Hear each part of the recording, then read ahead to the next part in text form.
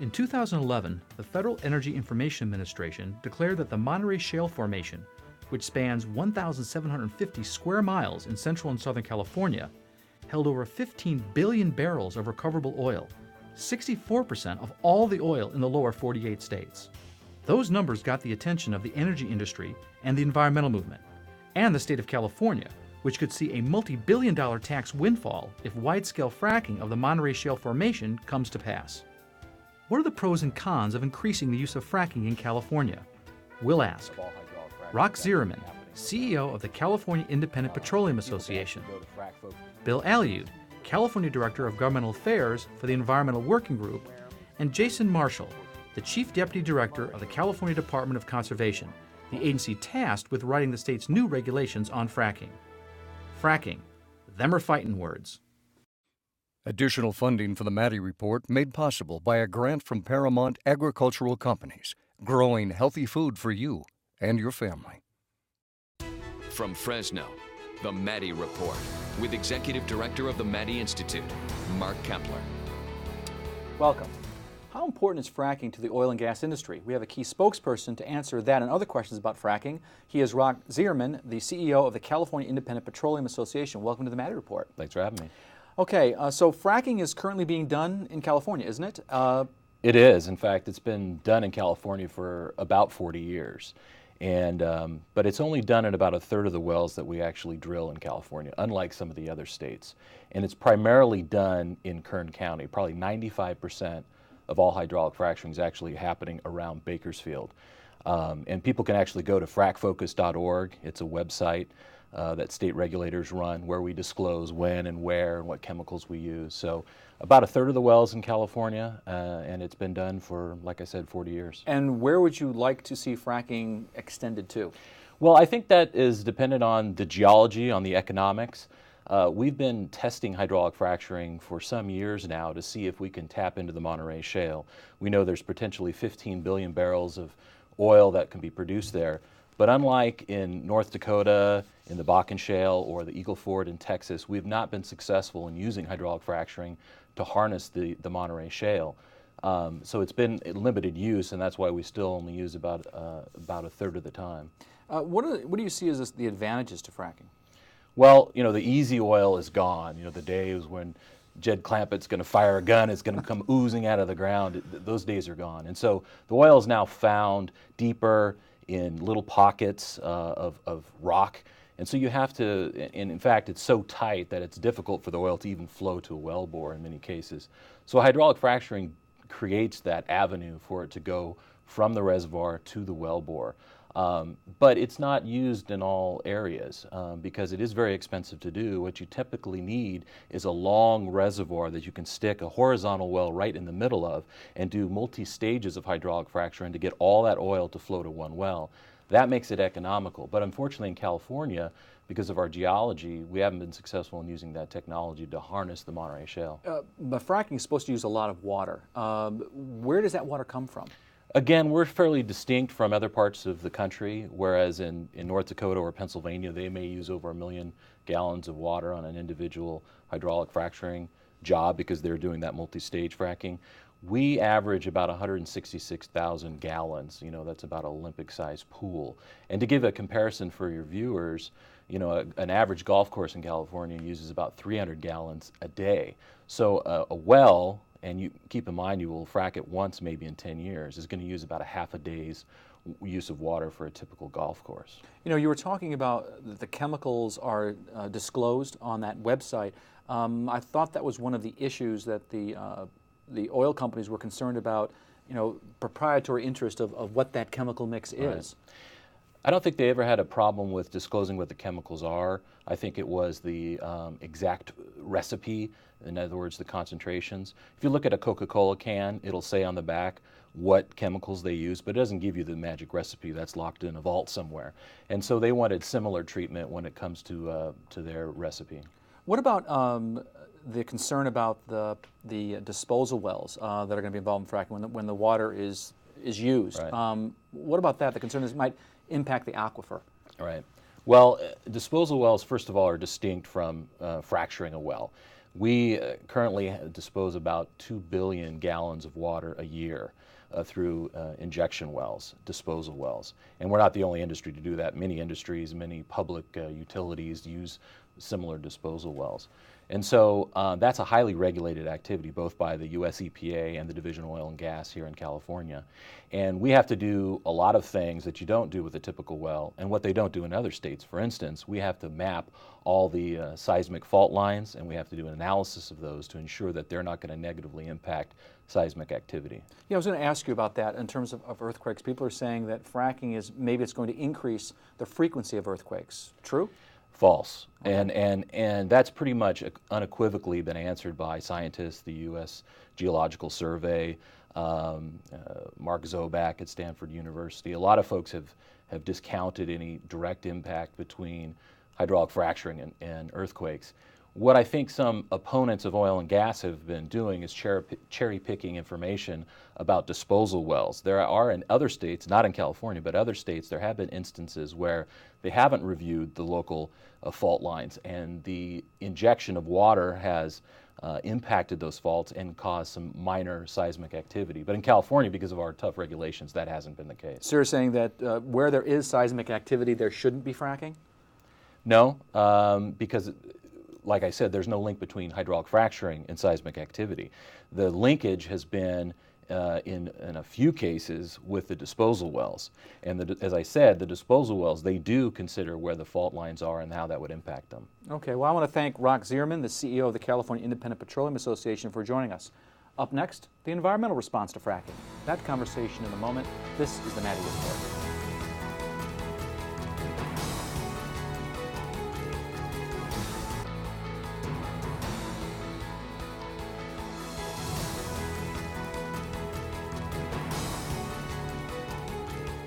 Welcome back. Fracking issues raise a number of concerns among environmentalists. What are those concerns? Bill Allayaud is the California Director of Governmental Affairs for the Environmental Working Group. Welcome to the Maddy Report. Thank you. Glad to be here. So why is the environmental community so opposed to fracking? Well, I start with the industry itself says it's inherently risky. In their filings with the Securities and Exchange Commission for years ago, now they say there's risks of explosions, spills, blowouts. So they themselves say there's great risk there. Then we have some evidence, limited, but across the country, of pollution in groundwater, of the air, spills into creeks, people's lives being disrupted, property values changed. So across the country, fracking has received a bad name. A lot of because of Gasland 1 and 2, the two documentaries. There may be some bones to pick with the accuracy in there, but I think he gets his point across, is that there's a sea change going on here of the way we produce energy in America, and we ought to be concerned. So to answer a little more nuanced, though, the environmental community, I would say you have the average citizen who may have seen Gasland or seen someone light their tap on fire, and they're definitely concerned. They think this is happening in California, where I'm against it. But once you dig deeper in California, the environmental groups here are working on it. It was mixed on the legislation that went through the Capitol as to whether we supported it or not, but whether you support a moratorium or ban is another issue. But back to the lead question, there is great concern, and especially because our state agency in charge of this, the Division of Oil and Gas, ignored fracking for 60 years. And so that's another big concern, is what has happened where we have no idea. Well, what are the good aspects of fracking? I mean, for example, does it provide good jobs? They talk about the fact that we could gain energy independence. I mean, aren't those good things? Well, you're probably referring to the Monterey Shale, which is actually a larger area than is usually depicted in the Central Valley, kind of spilling over towards the coast. You look at a good map, it's actually the Monterey Formation. It sticks up in Northern California. The first oil well was drilled in Humboldt County, and there's some Monterey Formation there. There's some on the east side of the Sierras in the Owens River area, and they're doing seismic surveying there, looking at that as an oil source. So one thing we need to differentiate in California, we're fracking for oil, not gas, for the most part, about 98% of the fracking here. And so we look at it as a big mixed bag. So if it came in bigger amounts to the Central Valley, say, where the thick areas of the Monterey Formation are, there might be more jobs created. But let's look at the Bakken Shale in North Dakota. I was recently looking at some documentaries done up there about how people's lives have changed. People are making more per hour. You can make $13 an hour flipping hamburgers, but also there's a lot more crime, prostitution, drug use. All that came with it too. At what price? plus air pollution, water pollution. So it's a mixed bag. Yes, we need jobs in California. Yes, we need to develop our own energy sources to some extent, but I can talk more about how far do we need to go versus renewable sources. Well, let me ask you about SB4, the fracking bill that was signed into law by the governor. Initially, a lot of environmental groups were supportive of it, but then they pulled. All of them pulled their support at the last minute. Why? I was part of the group that pulled. Environmental Working Group did. We strongly supported the bill all the way through till a week to go. Some amendments were put in related to the California Environmental Quality Act, or CIPA, that we could not live with. So there are a lot of good things in SB4 about disclosure of chemicals and water use and how the Division of Oil and Gas should perform their job, because frankly, they fell down on the job for 60 years, and it was pulling teeth to get them to admit that and finally say, all right, we'll regulate fracking, but on their terms, which unfortunately are the industry's terms. And that's what we needed fixed by SB4, and that got fixed, but along with it came some problems on environmental review. But isn't some regulation of fracking better than no regulation at all? We believe so. That's why we supported it. We needed that done.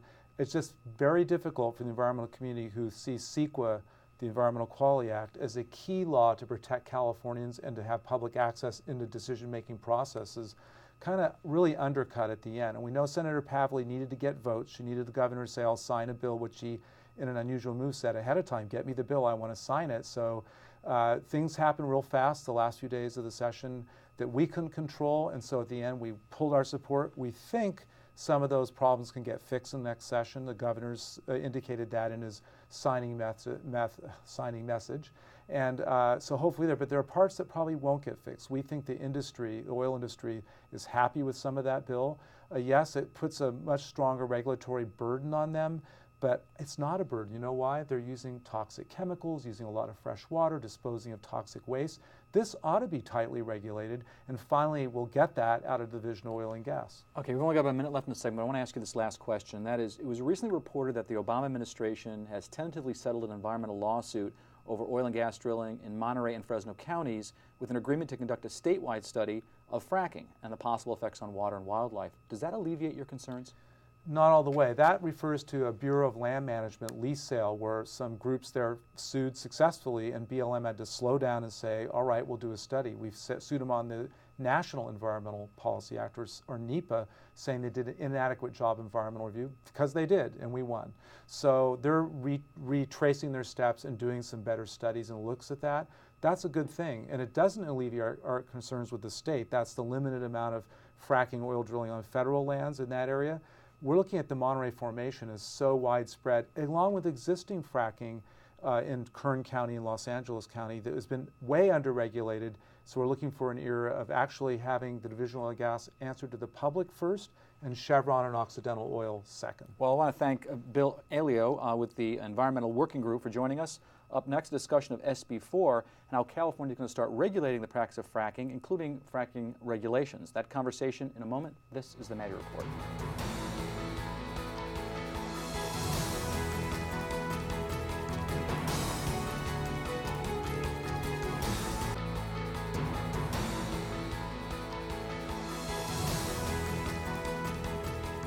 Welcome back. Our next guest is Jason Marshall, the Chief Deputy Director of the California Department of Conservation. Welcome to the Maddy Report. Thank you. Well, there were several problems that SB4, the new fracking legislation, was trying to address. What were they? Well, the legislature, when they were looking at the issue of hydraulic fracturing, it seems for us from the perspective of a state agency, what they're really looking at was a concern in the public. Lack of public transparency about what's really going on in the oil field. So they've got a lot of provisions in the bill for transparency, but also some concern about this, the practice of hydraulic fracturing. The bill has been expanded to now talk about all forms of well stimulation, which includes some acidizing type treatments, all really which are intended at getting at more oil out of the ground. And the legislature was really trying to fill out what they perceived as a gap in the regulations. So specifically, what did the law do? Something about permits? Required permits for new fracking wells? Yeah, the bill, well, the current base of law before the bill was strong well construction and provisions. Really what we broke it down to is oil operators have to build strong wells, and if they break, they have to fix them. What the bill said is, okay, we're going to have a special permit for hydraulic fracturing or other well stimulation treatments. We're going to have public notification both before and after of the treatment. We're going to require some groundwater monitoring. We're going to require a scientific study of the practice of well stimulation. And lastly, we're going to make sure that this practice gets reviewed under the California Environmental Quality Act. You mentioned acidizing.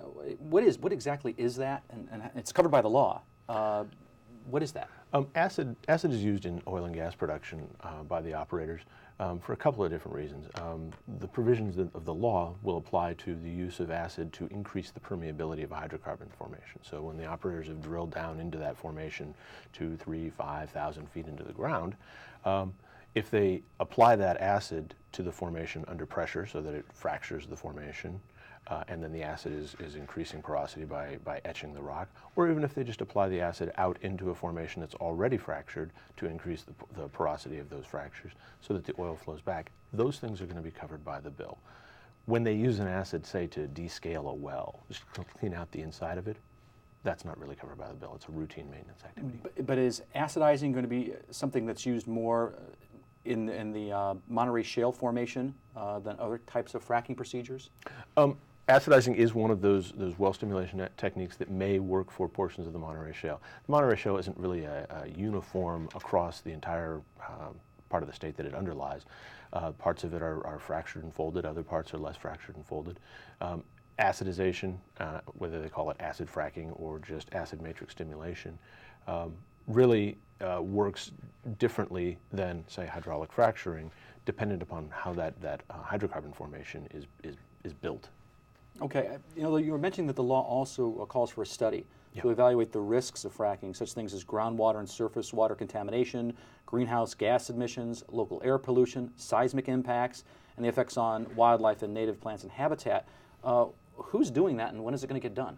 Well, the bill calls for the Natural Resources Agency, it's our parent agency, to conduct this study. It's an independent scientific study. We're obviously tasked with working on this by the Resources Agency. We're in the process right now of identifying who that independent consultant is going to be. Maybe someone like the California Council of Science and California Council of Science Technology, or some other entity, Lawrence Berkeley Lab, UC system, maybe in CSU. But it has to be an independent consultant. That's the important part. And we have to get that study done, or they have to get that study done and peer reviewed by January 1st of 2015. So we're working on that. That's a pretty tight timeline. Working on earnest right now. The governor, in signing SB 4, called for clarifying amendments, and your agency is going to be tasked with developing those amendments. Will fracturing be allowed to occur before the regulations are completed?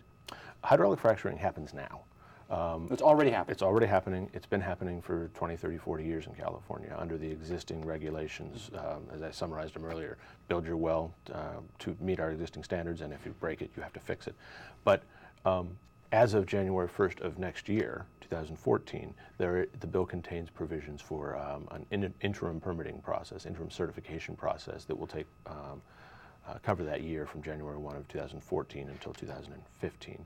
At that point in time, we have to be done with our regulatory development, all of the steps that we have to go through for that, public hearings and the like, so that we've got those in place ready to go January 1, 2015. Okay, when we come back, we'll talk about those new fracking regulations in more detail. That conversation in a moment. This is the Maddy Report.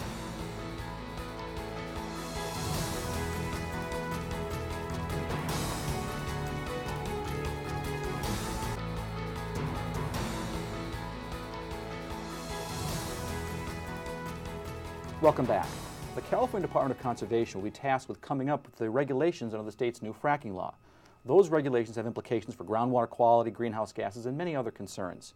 We're talking with Jason Marshall, the Chief Deputy Director of the California Department of Conservation. As we discussed earlier, the governor, in signing SB 4, said he wanted to see additional clarifying amendments to the legislation. He's also said he was going to direct your department to, quote, develop an efficient permitting program for well stimulation activities that groups permits together based on factors such as known geologic conditions and environmental impacts, while providing for more particularized review in other situations when necessary. Can you please tell us what he means by that? Yes. So there are going to be instances when well stimulation activity is very similar to another well stimulation activity that's taking place nearby. If you consider, say, the Lost Hills field in the west side of Kern County, you've got a lot of wells that are near to each other. So the environmental impacts at the surface are going to be very similar. The public noticing is going to be very similar. The same people who are concerned about this are, well, in Lost Hills would be concerned about another well that's within the same size as, say, a football field. So when we start talking about looking at the impacts, environmental impacts, both at the surface as well as in the subsurface, to the degree that there are similarities in the operations, we're talking about looking and seeing if we can find similarities in the permitting. So what's going to be your priorities when you draft the regulations? Well, first and foremost, protection of public health, safety, and the environment in oil and gas development is central to our mission. When we start looking at these regulations, we're going to start with a real strong emphasis on well integrity, testing of the well before the well stimulation activity, monitoring of the well's integrity during the stimulation activity, and then checking afterwards to make sure that there wasn't a compromise in that integrity. We're looking very strongly at increasing public transparency and awareness about the practice. We're going to educate as we're regulating. And then lastly, we want to make sure that these regulations are really concise, on point, and comprehensible for the oil and gas industry so that there is no ambiguity about what's really required here. You know, a big concern appears to be the chemical mix that's being used in fracking, that somehow it's going to seep into the aquifer. How are you going to address that issue? Well, that gets right back to well integrity. When wells are constructed, you think about a metal pipe that's going down into the hydrocarbon zone. Well, that metal pipe is sealed to the rock. It's cemented literally to the rock at various points up and down the formations. 2,000, 5,000 feet down, that pipe's passed through a number of different zones, some of which contain groundwater, others which may contain hydrocarbons. That cement seals the pipe so that there is no migration of fluids either up from the hydrocarbon zone into groundwater or groundwater down into the hydrocarbon zone. That's what we mean when we talk about well integrity, and that's how we make sure that there is no migration of those fluids into, say, an aquifer. You know, there's another issue that people brought up, and that is the question of earthquakes, that fracking somehow either increases the frequency of earthquakes or earthquakes, they're concerned about earthquakes in a seismic region. They could be unstable or unsafe. How are you addressing those issues? Well, SB4 does have us take a look at faults, earthquake faults. And obviously in a state like California, we're all concerned about seismicity. What's important for people to realize is that where people are talking about earthquakes having happened associated with fracking, hydraulic fracturing, it's actually secondary. When a well is hydraulically fractured, the water that comes back up has to be disposed of in some manner.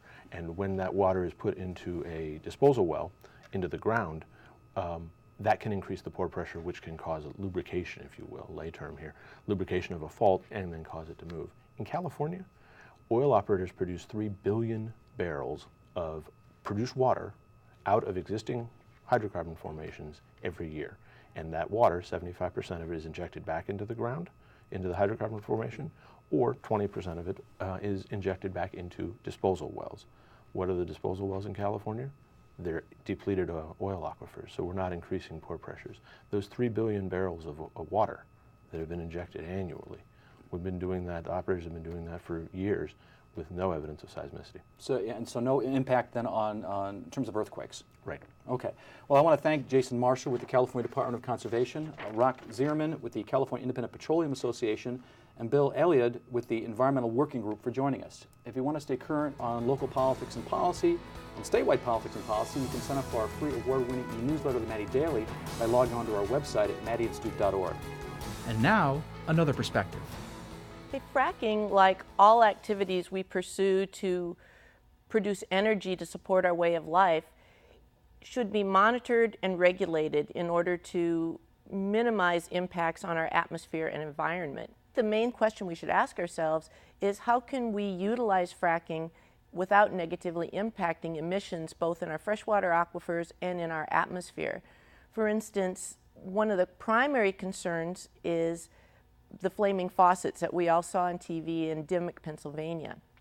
And the main problem with these wells was poor wellbore integrity. In other words, the fracking was used on wells that were improperly constructed. Here in the Valley, the Division of Oil and Gas and Geothermal Resources monitors producer or well drilling to ensure that the cement that holds the steel pipe to the borehole wall has good integrity. In other words, it doesn't have any cracks or channels that could allow fracking fluids and gases to migrate up into the freshwater aquifer. We have tools that we can lower down the hole and test this cement integrity over time to make sure it's not breaking down. Fracking also uses large amounts of water, and when finished with fracking process, this water is often contaminated with saltwater fluids from the deeper formation, and so it has to be disposed of. We usually dispose of this water in deep injection wells that inject the salty fluid into deep saltwater aquifers. When this happens, we have the greatest incidence of things like contamination and induced seismicity or earthquakes. So it's mostly the disposal process that's creating some of our problems, not the fracking process itself. And we could perhaps mandate even that some of this fracking fluid be recycled so that we require less water to frack our wells and less water to dispose of via deep aquifers. Fracking has been used widely in vertical wells all over the country, all over the world, even here in California, with minimal impacts on the environment. And with proper regulation, I think that we can also make use of this in California. It has much lower impact on the environment than, say, strip mining of coal or mountaintop removal. I think our goal should be to get the most energy that we can for the least environmental impact. And I think fracking, again, if it's adequately monitored and regulated, has the potential to be one of those sources of energy. The views expressed in the Maddy Report are those of the individuals participating in the program and do not necessarily reflect those of the Maddy Institute, the California Channel, Casey, or Valley PBS. If you'd like to share your thoughts about the points and opinions shared in the Maddy Report, visit our website at valleypbs.org/Maddy. This is Mark Keppler for the Maddy Report. Thanks for joining us.